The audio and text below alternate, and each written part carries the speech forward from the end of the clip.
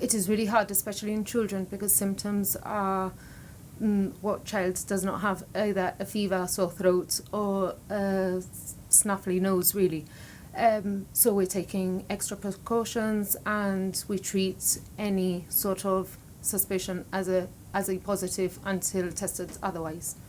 So basically, if there are any suspicions, we are advising all parents to call the 111 line, and from there you'll be redirected to the most adequate area, be it either GP referral, who will then refer to pediatricians if needed, or A&E if it's a more urgent case and the child needs medical intervention like oxygen or IV medications.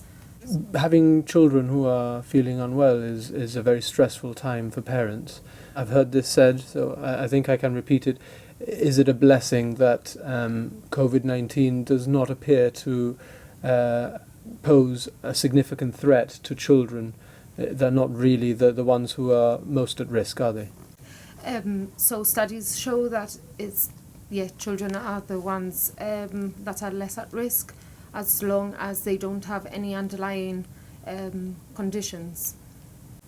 But obviously children who are in Rainbow Ward might be suffering from other health problems as well. Yes, exactly. Rainbow Ward will still continue to function in the same way. If patients need to be admitted, we would admit, obviously, in a clean admission area, or if suspected, then in the isolation areas.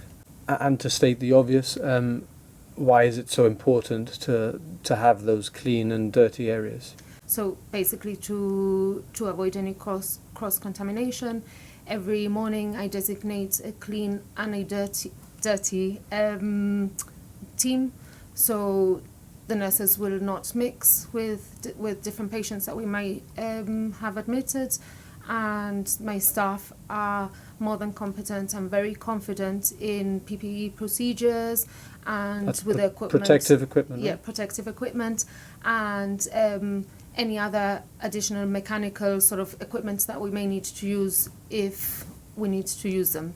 So I'm super happy with my team. I'm very proud of my team. And you feigned quotation marks when you said dirty. When we go into a contaminated area, we consider ourselves dirty, so we don't go to a patient who is not an infection risk afterwards. How are you feeling, and how's your staff feeling about your preparedness for COVID-19? Obviously, it's something that we do on a daily basis. We do care for patients with other infectious diseases. The principle still stays the same. We wear protective equipment, and we just get on with it and do the best we can. On behalf of all of our viewers, thank you so much for the work that you've done and for the work that you will do. Thank you so much.